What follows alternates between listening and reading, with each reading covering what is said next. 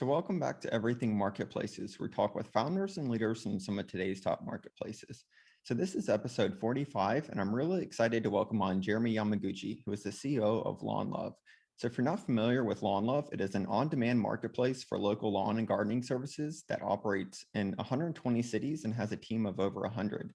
So welcome to the group chat, Jeremy. And it's definitely great to have you join us here today. You have quite the experience and journey starting Lawn Love. So definitely want to jump into that. But before we do, maybe if you could start off by sharing a little bit more on your background and what led you to start Lawn Love, that'd be great. Yeah, hey Mike, happy to be here. So, background-wise, I've been an entrepreneur my entire career. I, immigrated to the US when I was 16. I grew up mostly in Japan, Southeast Asia, and East Africa. And upon landing in Southern California, I started my first business, which was a web dev shop. We basically were building websites for friends and then kind of scaled that out to a small agency that covered, companies all around Southern California. And I was doing a lot of like product design, product development, and growth marketing work. And it was going well. I was like fairly happy with the day to day as a late teen, early 20-year-old, but realized that there was a limit to the degree to which a consulting business could actually scale well. And so I was always looking for something that had more kind of natural scale to it, right? Either a product or a service that wasn't limited by the absolute number of hours I had in a calendar. And so in 2008, I kind of fell into the home services opportunity and marketplaces more broadly, where I went to go book a housekeeper and realized that the existing options in the market were these large, expensive franchises like Molly Maids or Mary Maids or Craigslist, right? And the kind of lower tech alternative, and realized that the entire industry was this like massive, super fragmented space that had yet to see much in the way of tech penetration, and was still, people were still planning routes on whiteboards and leaving, invoices under your doormat, and it was all very archaic and offline. And both sides of the market could benefit from, kind of a platform style solution. And can get into that specifically with how it applies to lawns. But so went out and built more or less an in-home services marketplace, similar in a lot of ways to something like a Handy, but started 4 years before Handy. Bootstrapped that company, sold it to a PE search fund in 2013, started Lawn Love a week later, and I've now been running it, kind of building a marketplace for lawn services over the last 6-7 years. So kind of have a decade or more experience building human services marketplaces, specifically in the home services sector, and happy to kind of unpack that and answer any questions we have. Awesome. Thanks for sharing more with us on that. So before we get into the kind of founding story of Lawn Love, a little bit more on that, could you share just for some context with us, what sense of scale you're at with Lawn Love today? Yeah, so we've been around 6.5 years. Started in San Diego as our first market. We're now operating in 120 cities across 43 separate states. We're about 120 full-time employees. We've got thousands of pros on the platform. Tens of thousands of customers, and we've raised about $6 million in what's effectively a large extended glorified seed round from a variety of folks. So growing pretty quickly, and more importantly, have been building the business in a fairly capital efficient way. We've hit like 8-digit GMVs without having to actually raise too much in the way of outside cash or deploy much of it. We're running it near profitable, and it's I think a relatively rare case where we've built a unit economics positive home services business, where I think most of the examples in this space have either raised enormous gobs of cash, in the likes of Handy or HomeJoy or some of the other players, or have not been able to get the economics to work and have kind of ingloriously died. So it's been an interesting journey, but that's a little bit about kind of where we are today. Awesome. So that's a perfect kind of segue. I guess we'll just kind of go ahead and go there as far as, running a capital efficient marketplace in a market with competitors that probably weren't doing the same, in the early days. So was that something you kind of originally set out to do and kind of had that mindset, or could you just share more on that maybe? Yeah, I think, I think we've been largely opportunistic about this. And what I mean by that is that we have, we don't have any sort of religion around not raising more capital, but we do have a fairly solid religion around not deploying cash in ways that are not kind of enterprise value building. And, I'm not a fan of just because you can raise money, going out and raising it and then spending it upside down in markets for years in order to kind of get scale, but you're selling $1 for 80 cents and repeating it at scale.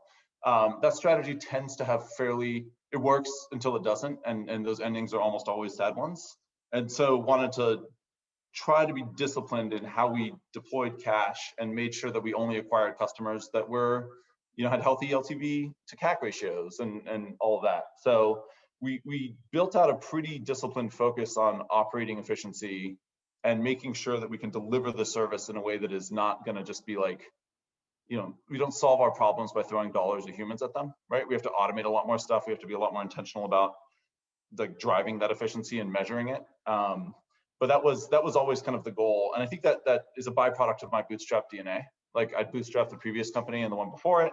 And so having venture dollars and that kind of rocket fuel to burn was an advantage, but we used it in fairly selective ways and didn't just burn it because we had it. So we ended up not actually having to raise much. And the upside of that is that we have more or less total control of the business.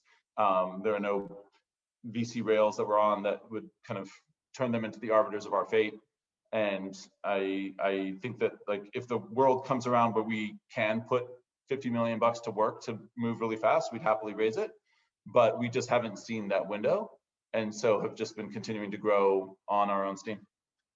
Awesome. And I do want to go back a little bit to the to the founding kind of story of Lawn Love. So what were like the first steps to kind of starting it? I know you mentioned you had previous experience and whatnot, but kind of what was that initially like, and maybe what were some of the kind of significant milestones early on that gave you kind of the signaling that you're on the right path?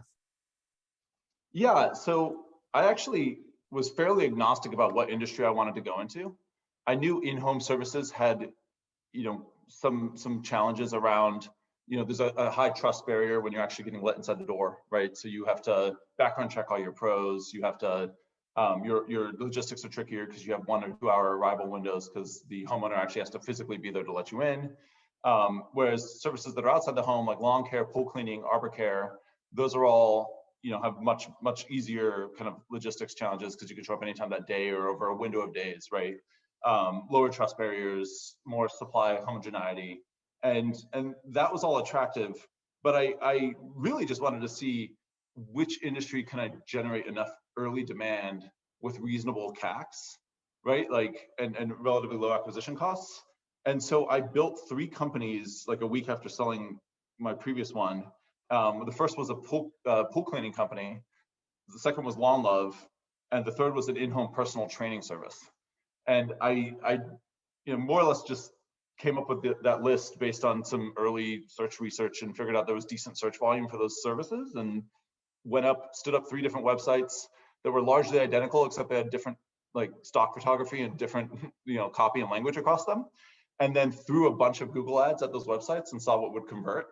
And lawn care just showed dramatically better traction in the early days. So I quickly and kind of, mercifully killed off the other 2 businesses and then went all in on lawns and have been running at it ever since. But I also kind of, as I evolved in the lawn care space, came to develop a deeper appreciation and understanding of why this was a particularly good industry for a marketplace style model.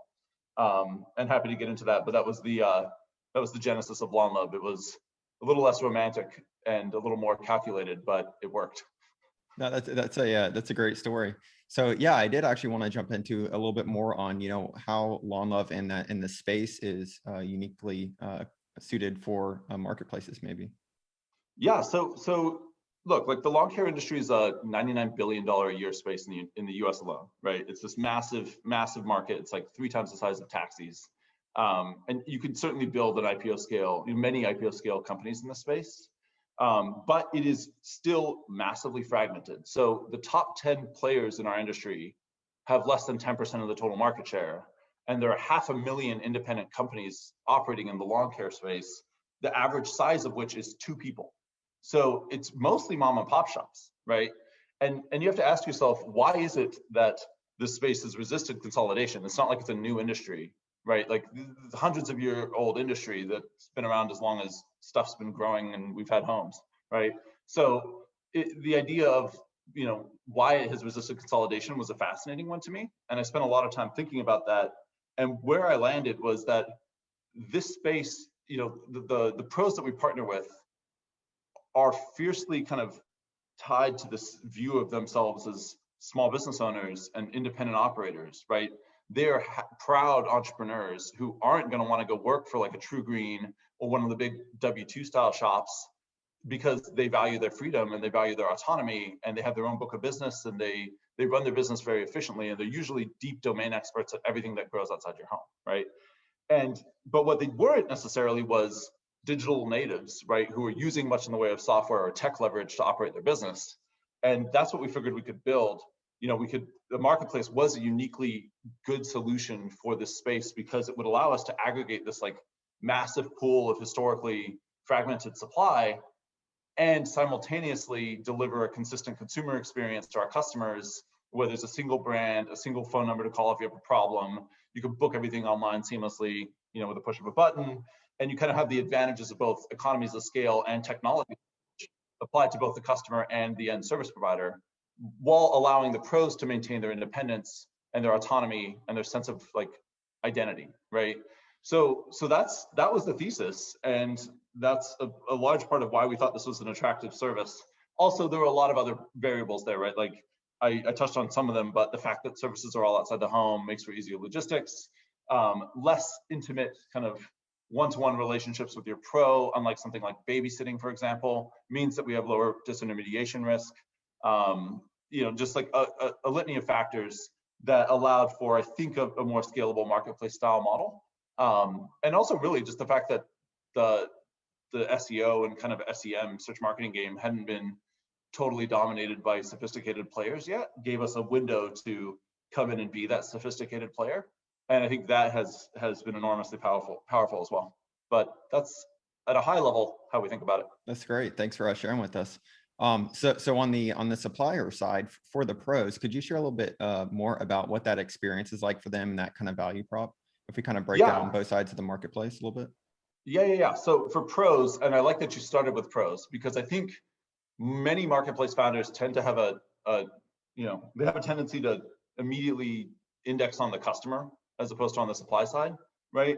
And many markets are demand constrained, not supply constrained, but my working assumption is that all marketplaces are supply constrained over time, right? If you're successful enough, that's always going to be your gating factor. So starting with supply is critical, because we operate under the assumption that, yes, we can make the booking experience and the process of finding a great pro and kind of managing your service 10x better for the end consumer versus the status quo, which is fairly poor today. But all of the like shiny, slick UI elements and kind of polish on the front end isn't going to matter if the customer walks out their front door and the yard is hacked up, right? So the quality of pros on your platform is functionally the quality of your entire service, and everything else is window dressing. And so how do you maximize quality of pros on your platform and kind of drive density of supply at scale without shredding quality, which is a kind of perennial challenge? That gets back to value props for pros and why you exist at all, right? Like, what is the fundamental value you're bringing to their side of the table? And so the way we think about that is like, our lawn pros are great, again, domain experts at everything that grows. They've been mowing lawns for an average of like 10 years or more. They've forgotten more about like grass varieties and soil composition and fertilizer stuff than I've ever learned, but they are often not using much in the way of software. So what we do is we start by bringing them a huge pipeline of new customer demand, right? So instead of them, beating the streets and hanging door hangers and trying to drum up new customers through legacy advertising models, or navigating snake oil SEO salespeople and spending too much on Google ads, we bring them a huge pipeline of $0 cost demand. So you can pick up any jobs you want. You see exactly what a job pays out up front. We try to coordinate and drive density within your existing routes so that you can get better economics as we scale. And that's kind of value prop A. Value prop B is we give them a full suite of field service software that they run on their smartphones. And this handles everything from like job routing and clustering to really automating much of the back office behind their business. So customer support, accounting, taxes, all of it. And the net of it is that we free them up to spend much more time working in their business versus on their business. and give them scale that they otherwise wouldn't be able to see. And we think about it kind of like, we're arming the rebels and the 500,000 lawn care companies that are two-person shops and giving them the software tools to compete with the large, massive, 500-pound gorillas in our space that are doing billions of dollars a year in revenue, and letting them kind of leveling the playing field for them so they can build better businesses and drive much better economics over time. Job routing is a great example of this. Pros not only don't have the tools to solve things like the traveling salesman problem, which is like an NP hard problem, they also don't have the demand density to meaningfully apply a tool, even if it was given to them, right? Like, yeah, they can use a service like Jobber, right? There's SaaS for field service professionals out there, but none of that means anything if you don't have density of demand in a geo. And what we're able to do is we're able to get that kind of scale demand and maximize the density of routes for our individual pros, which has a profound effect on their economics and how much they make every month. If you think about it, like, you ask a lawn pro what they do, they'll ostensibly tell you that they mow lawns for a living, but in practical terms, they're actually a professional driver. They spend like 40 to 50% of their time behind the windshield. And so getting them out of their cars and onto more lawns dramatically affects their economics and how well their businesses perform. And that's a large part of our value prop and kind of what we bring to the supply side of the market. That's awesome. That's super interesting. So I'm sure we're going to have quite a few questions on this pretty soon, which you did mention the density and kind of demand, which then is driven to kind of the tools that you provide for them and that technology that they can leverage. So early on in the early days, did you kind of start with aggregating demand and then understand that they had these specific problems and then kind of build out technology for those solutions? Or could you maybe share a little bit more on your approach with that? Yeah, the canonical chicken and egg marketplace question. So LawLove was, I think we had a natural advantage in this regard because of the nature of our service. So this is another reason why I started this business and not like a food delivery company.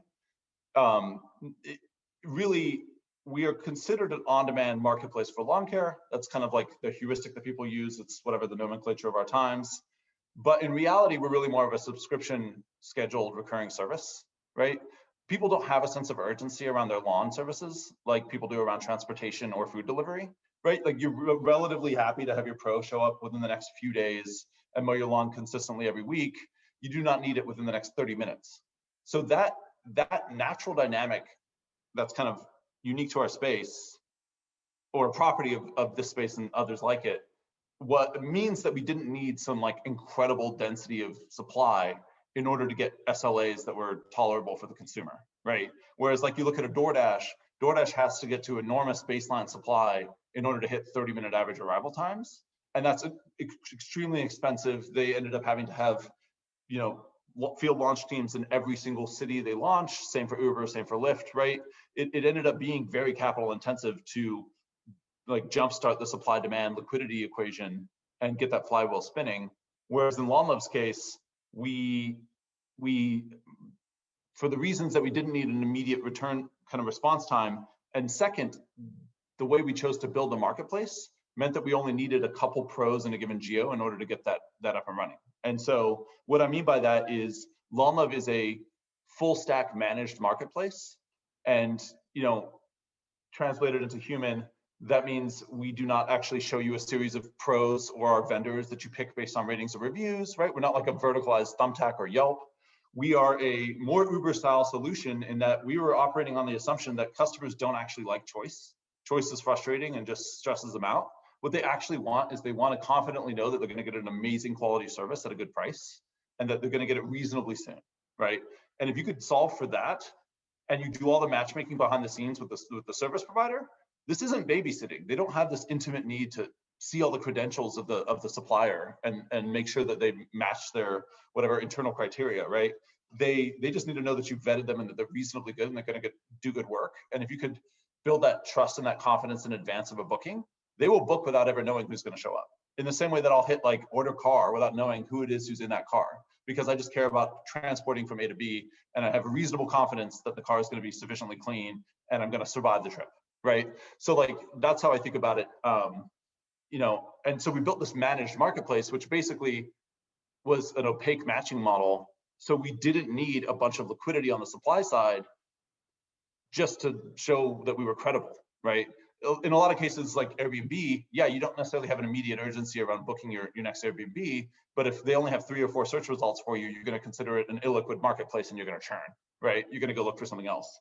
So those two factors helped enormously in allowing us to jumpstart the model and kind of hack the chicken and egg problem in every single geo. Because obviously a local service marketplace means that you get to replicate the same exercise every time you launch a new city. Your liquidity, your supply liquidity in Dallas does nothing for you if your customer's in Austin, right? So that was the strategy, and it worked pretty well.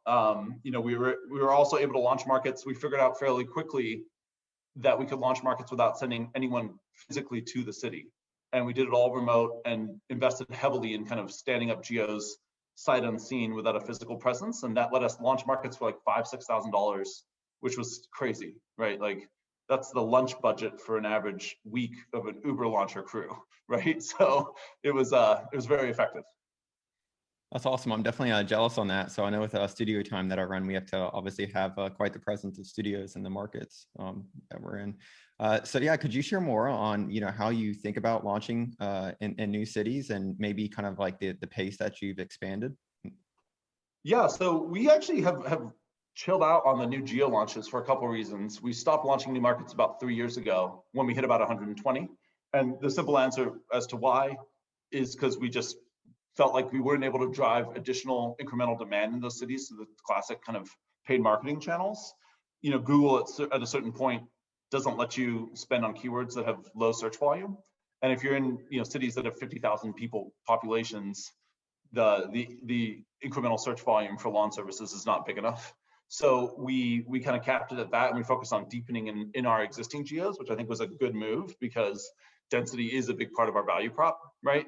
But the playbook for launching was very straightforward. We would stand up a landing page, do all the SEO, and build all the like requisite kind of content to help that page rank over time.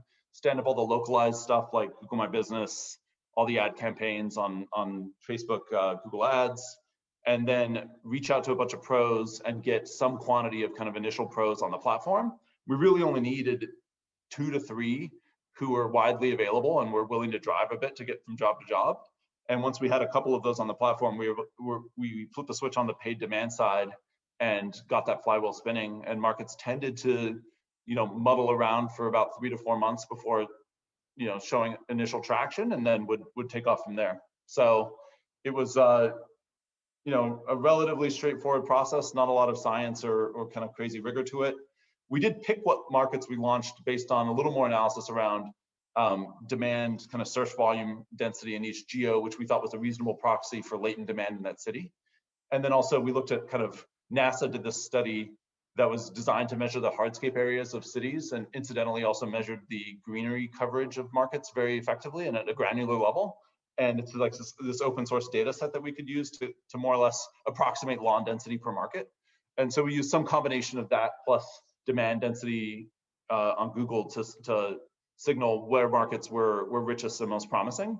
And unsurprisingly, given that we're an outdoor service, there are downsides to the lawn industry, specifically around, this sort of a solution. Weather is a huge pain in the butt, right? Like you have knock-on effects when you get a snowstorm. January was like Snowmageddon, and 71% of the country was covered in snow. Turns out that's not amazing for lawns.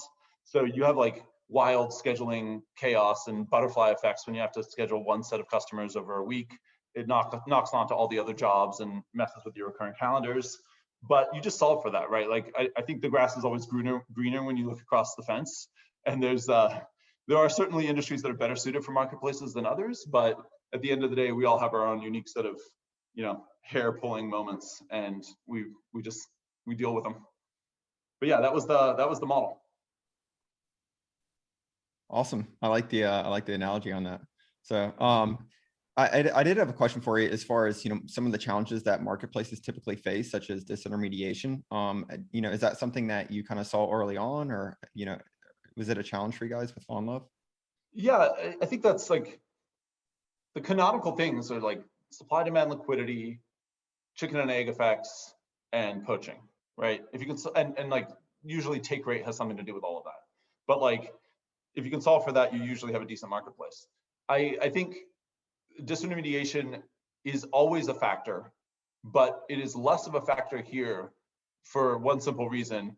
The nature of the business means that there is less attack vector for pros to try to poach, because pre-COVID, this has changed obviously in a COVID world where everyone is home 100% of the time, but pre-COVID, 80% of our jobs, the customer was at work, right? So they weren't actually physically home. And that is the window where a pro is likely going to try to like hand off a business card and take your customer off the platform.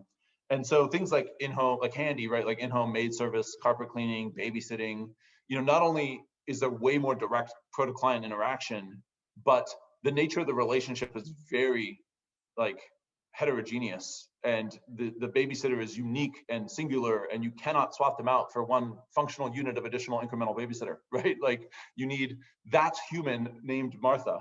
And so because of that, disintermediation risks is just like through the roof. Same with personal training, right? You get attached to your personal trainer. You don't just want some other random, unit of trainers showing up at your home. And so that was one of the reasons why we ran at Lawns, is because we thought it was uniquely well suited to defend against the disintermediation problem, because customers and like our lawn pros don't interact in person very much. That means that it also elevates the value of the Lawn Love platform for the customer, because they need our tools to communicate what they want done every day, right? They use the Lawn Love system to send notes to their pros and kind of coordinate their service over time. And we built out a full structured blueprint of every customer's yard. We measure like front, side, back lawn, roof perimeter, driveway length, and we can give you really accurate sight unseen quotes for anything that you want done in your home or outside your home. And so that kind of like reduced incentive on the demand side to poach our pros meant that we really only had to worry about pros poaching our customers.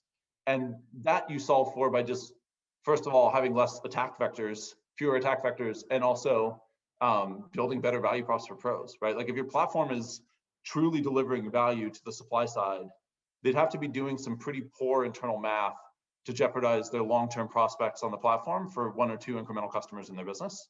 And that's how we thought about it. And I do still think it's obviously something that happens on the platform. It's a hard thing to measure, right? Because pros don't generally self-select and report that they've poached. It usually shows up in other churn reason codes, like I'm going to service the lawn myself or something like that. But we don't think it's nearly as big of a deal as it was in some of these other industries for those reasons and others. We've also built like a ton of quantifieds to help solve for this too, right? So we take a look at what is the incidence rate of a pro's recurring customer continuing to repeat their services after that pro shows up to their job, right? If we have a pro who mysteriously never has recurring customers repeat services, that's some sort of signal that they're either doing terrible work and those customers are churning for quality reasons, or they're poaching. And so we can police it that way. So it's a combination of like natural dynamics in the space, good quantifieds and kind of metrics and reporting, and the qualifieds of like just having a good business with value props that are actually compelling for the pros, that they're not likely to want to jeopardize in favor of short-term benefit. That's super interesting. Thanks for sharing with us on that. So on that kind of note, what are some of the marketplace kind of KPIs that you guys use? So we look at revenue, right? Like that's big. We look at take rate. We look at new pros signing up per day. We look at demand side customer per day by channel. We look at this all cut on a market level. So we pay attention to like how individual markets are trending. We pay very close attention to supply liquidity.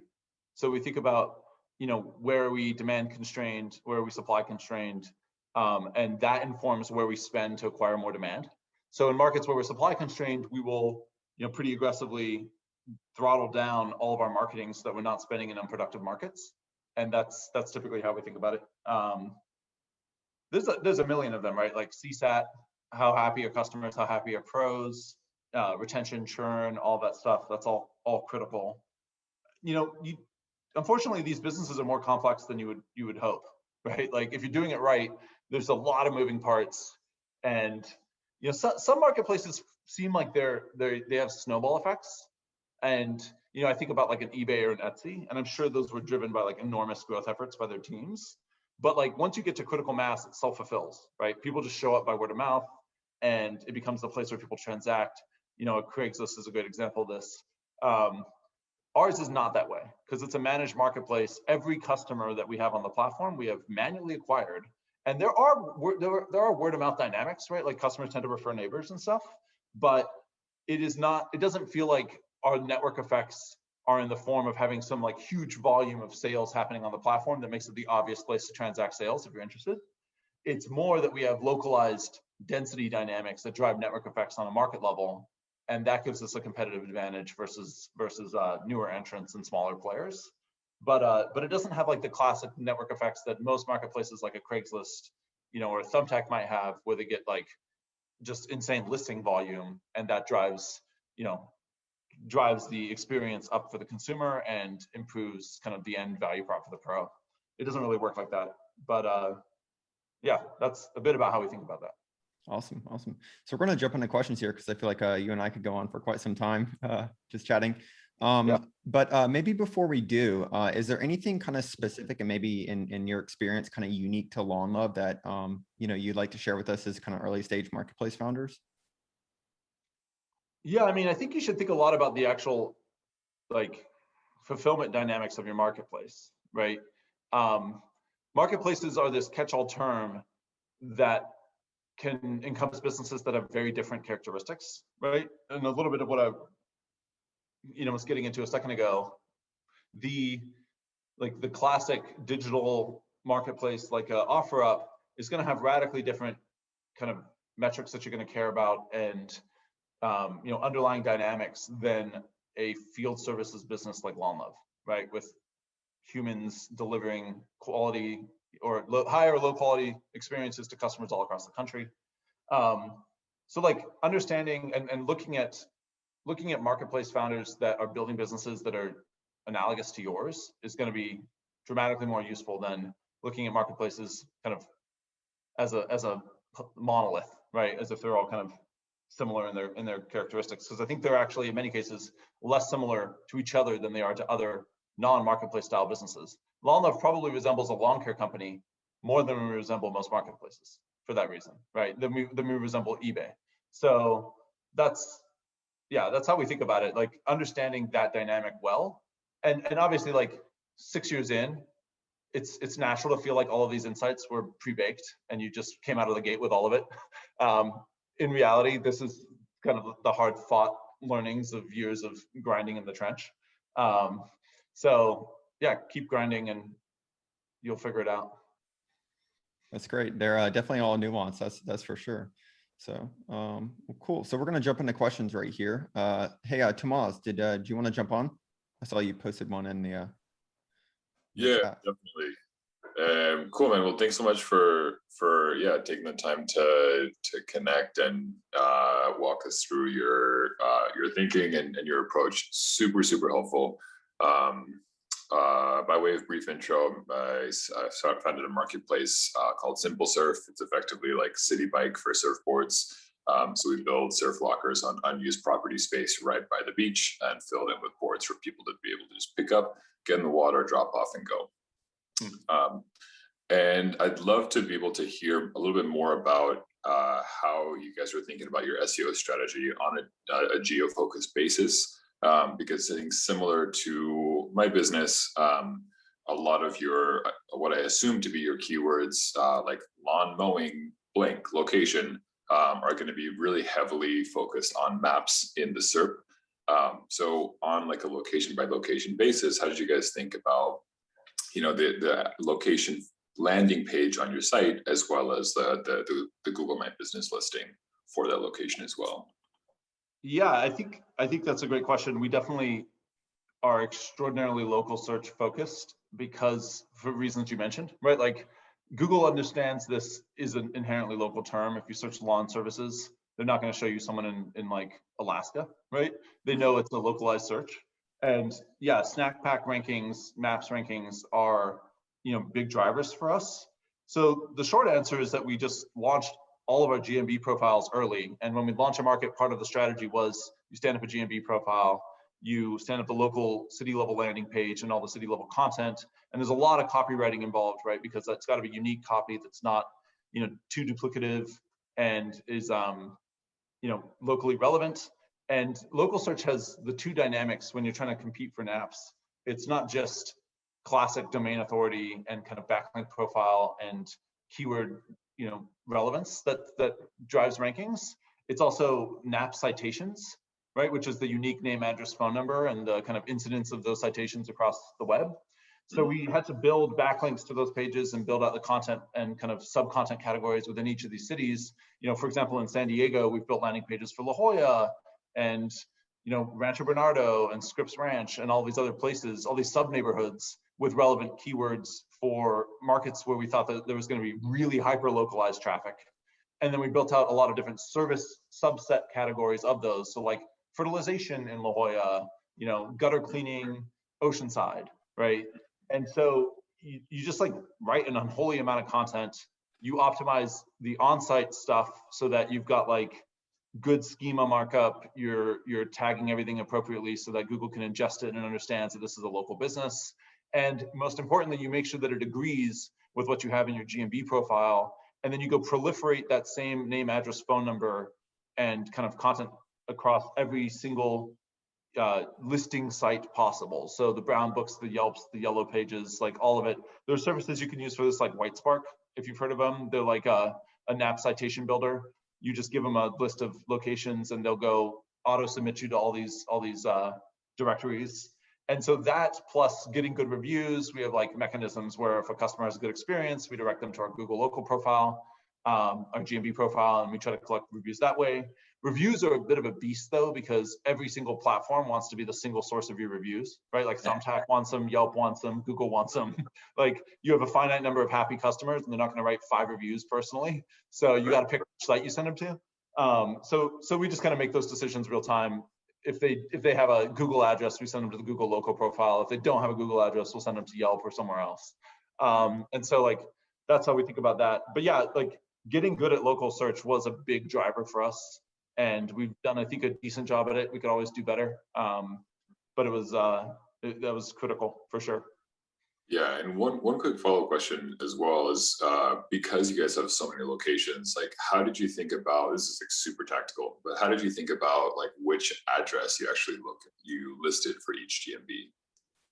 So we basically had local pros where we had a physical presence in the market, let us use their local addresses, and they were very happy to do so because they're working with Law and Love and had pretty deep relationships with us.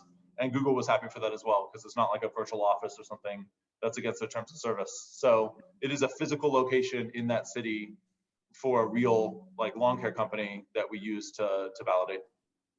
Got it. Super helpful. Thank you. Yeah, that's a great question. That was a great question. I know quite a few in the group would have probably asked the same. So SEO is a hot topic. And yeah, thanks for sharing more with us on that, Jeremy. So, hey, on that note too, I did want to ask, you know, you did mention, say, for instance, fertilizing services. So what's the breadth of the offerings to your platform?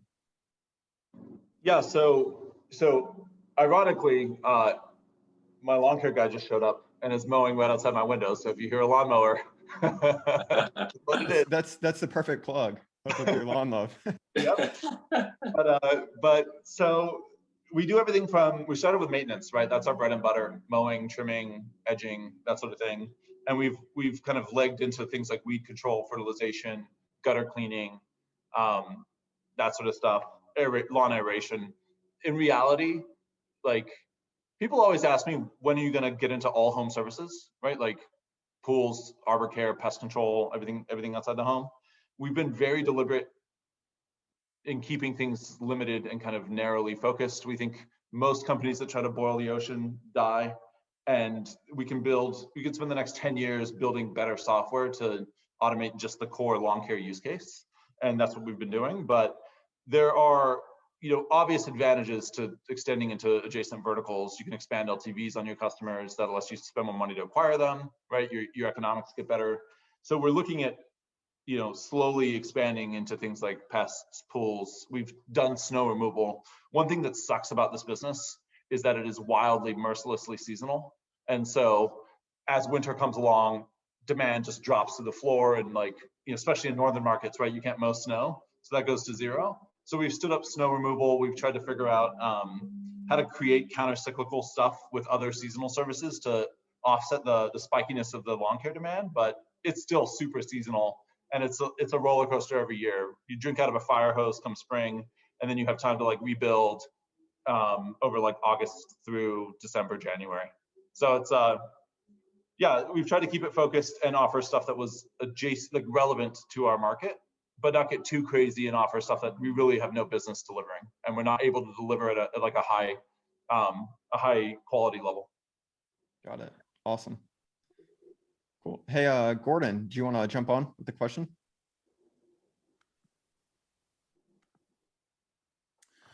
Yeah, thanks, Mike. Jeremy, that was excellent, by the way. Thanks. Very illuminating.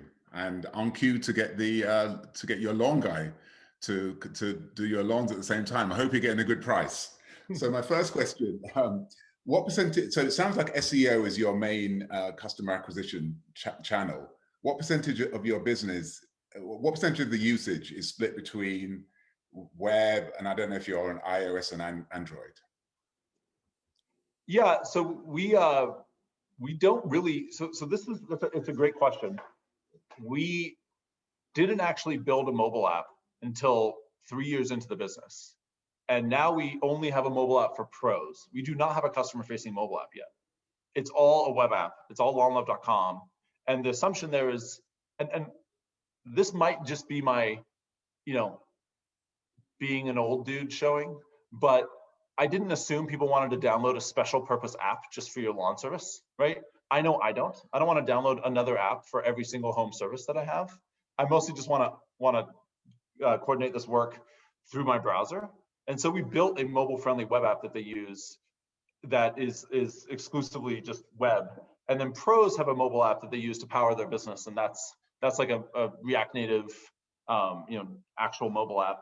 But the consumer experience is almost exclusively web. It's mobile web friendly, but it's web. And so we drive most of our demand through a combination of SEO and paid search. And this is also just a unique thing that was a decision we made for our business, right? There are a lot of marketplaces that need to be mobile first and are very intelligently mobile first. We didn't think people were going to the iOS store and searching lawn care, right? It's just generally not a consumer behavior that has evolved yet. And so we did some kind of app store research and figured out that the search demand for lawn care as a term was just vanishingly small compared to on Google and kind of the classic channels where people, or Yelp, right? Classic channels where people were looking for this stuff. So because of that, we just focused on web and have exclusively invested in kind of building web-based tech, and it's worked. But it's I know that's not the norm today. Most people start mobile first, right? But yeah, combination of SEO, SEM. About half of our demand is SEM. So we still spend a lot of money on Google and other channels. We've been driving more affiliate partnerships and stuff like that. That's a brutal game though, right? Like CAC, like it's kind of like the stonks meme, except it's actually true. CACs only ever go up. And so you just got to deal with it and figure out how to expand your LTVs and not get flipped upside down on your unit economics. Because again, we're trying to build this business in a way that it's not, burning money and making it sound like it's a long-term valid thing that we're doing. So I hope that answers your question. That's a great answer. And you made Thomas laugh when you said you didn't think that customers were going to the app store looking for lawn care, a lawn care app. So there was that. Moving. So I would have thought moving is probably really important to you for two reasons: that you lose a customer and you potentially gain a customer. Do you do anything special around that? Is that something you think about? Yeah, that's a great question. So we have managed to, I think, not solve that problem entirely, but it helps being in 120 cities, because odds are you're going to be able to pick up a lawn love service where you land. And so we're able to communicate that when customers churn and they're like, I'm leaving this home. We ask them where they're moving to, and if we service the market, and we likely will, we can solve that problem, right? So that helps. We have not developed deep relationships with moving companies yet. We've looked at this. The partnership stuff is just hard, right? Like startups can spend so much time building out these robust partnerships, and we've made this mistake repeatedly. Deep partnerships with players that look significant and kind of big and important, and then they send some vanishingly small amount of demand your way, and it's just like not worth the time, right? And it doesn't cost them much, because their job is, they have some like series of people whose only job is to develop partnerships. But for you, it's everything. You're developing eng resources, you're splitting your focus. And so we've done some partnership stuff, but we've tried to largely avoid it and just stuck with what we knew, which was paid search and organic search marketing to grow the business. and like building out product-based growth within our existing company and for our existing customers versus relying on third parties to help scale. At some point, we're going to have to do that. And I know companies like Handy like never figured out kind of scaled consumer demand and had to grow through partnerships with Wayfair and other types, Walmart. But that's just a game that I don't know that we're naturally suited for, and we just haven't tried to play it as a result. Great, thanks a lot. I could ask loads of questions, but I'm just in the interest of time. Thanks, really appreciate it. It's really interesting. Thank you. Hope it's helpful. Yeah, those are definitely great questions. So I did want to get a question in from someone that sent me a message earlier, which was if you could share a little bit more about your kind of the funding journey and YC. We have a lot of founders in the group that might be running initially kind of capital intensive marketplaces and explored YC and various funding options. So yeah, so I think that's it's a fairly broad question, and I can talk to it a couple different ways. Was YC helpful? Yes, enormously. What are the primary benefits you get from it? Mostly brand, access to capital, the ability to raise money at significantly higher prices, and subsequent control and less solution as a result. The network is also enormously powerful, and if you can do it, you should do it. But I think most founders are not making the decision between doing or not doing YC. If they could do it, they would do it, right? And so I think the question is, how do we think about raising capital? And that is an enormous question that I could speak to for about 2 hours. But it's some combination of understanding how investors view your business. What are the like risk buckets that they're trying to solve for, right? There's market risk, there's go-to-market risk, there's kind of founder risk, there's financing risk. Are you the right person? Is this the right opportunity? Are you going to raise the money to execute on it? Is your team going to stick together, right? Do you have the right skill set? Why now? And then as you kind of develop intelligent answers to those questions and paint a much more clear picture of how big the business could be, you then have to understand how investors' economics work and the dynamics of venture funds. So a lot of people approach venture funds like they're all this monolithic group of people who just sell money. And while that's true at the high level, in practical terms, they all have very different ways that they view the world depending on the size of their fund and whether they're running a home run model or whether they're shooting for doubles or triples, right? So if you're pitching someone who's a home run fund, a common failure mode that I see founders fall into is they start talking about their exit strategy. They start showing long-term projections of how much revenue they're going to be doing 5 years out. Like if you say the words exit strategy to a home run VC, you've immediately orange flagged yourself, possibly red flagged yourself, because they're not going to want to invest in someone who's already thinking about running for the exits on day one. They're shooting for $1 billion plus outcomes, right? Your exit strategy is IPO and nothing else. And so that if there's some massive M&A event between here and IPO, fine, but they don't want you thinking about some $40 million M&A if they're a home run model, right? And so understanding how much capital, like how big is their fund? What is the likely dynamics? Are they shooting doubles and triples? Are they shooting singles? Are they shooting home runs? That's really important. And then the next two hardest problems are, how do you manage to like parallelize all of the investors and the conversation so you can create deal heat, so you can solve the single most tricky problem, which is getting them to jump over the hurdle and invest today versus months from now, because investors naturally are going to be extraordinarily inclined to just wait around the hoop and see if you can, post up more traction and post more metrics for them. And then lastly, it's like, once you've figured out how to parallelize the conversations, you got to solve the warm intro problem of how to get access to these investors and get these intros so that you can actually start these conversations and ideally pitch them and convert them. So it's a long, detailed, pretty nuanced thing. And the most annoying reality is that the easiest way to raise money is just to build a good business that's posting up pretty good metrics. And most founders don't like hearing that because they assume there's some secret mystical background thing that you can do to solve for that problem. But really, that's the thing you got to do first. And then the rest of it is, incrementing at the margins, really. Yeah, thanks for sharing your insights with us. So I know that was quite the broad question. So cool. So we're almost out of time here, but I did want to ask, kind of before you wrap up, what's one maybe like challenging moment in the journey? I'm sure there's quite a few that you're particularly proud of with Law and Love. Yeah, can you hear me, by the way? Because we've now moved on to a leaf blower, which is the world's loudest piece of equipment. So, Oh man, I take it you have a lot of trees there. yeah, hopefully the audio is all right. Yeah. Hardest problem. I mean, entrepreneurship is nothing but an uninterrupted experience of like climbing the peaks of the roller coaster and then diving mercilessly to the depths, right? Like it's oftentimes you can find yourself on a low mere minutes after experiencing a local high. And it's managing your emotions is super important. I think in a business like Lawn Love that's very demand driven, you're often at the mercies of kind of the ad markets and whether or not some big competitor just decided to start bidding $50 a click on your keywords yesterday. And that can be stressful. And so navigating those emotions and kind of having a longer term perspective of how you're going to grow the business and how you're going to diversify your demand channels and make sure that you don't put too many of your eggs in any one basket is important for mental health and sanity. But it's tough, right? Like building a human services marketplace, like you have this intrinsic challenge, which is that you got to maintain quality and manage quality over time as you scale. And quality and speed are basically like orthogonal properties. If you're growing fast and you're at scale, your quality is going to largely start to degrade.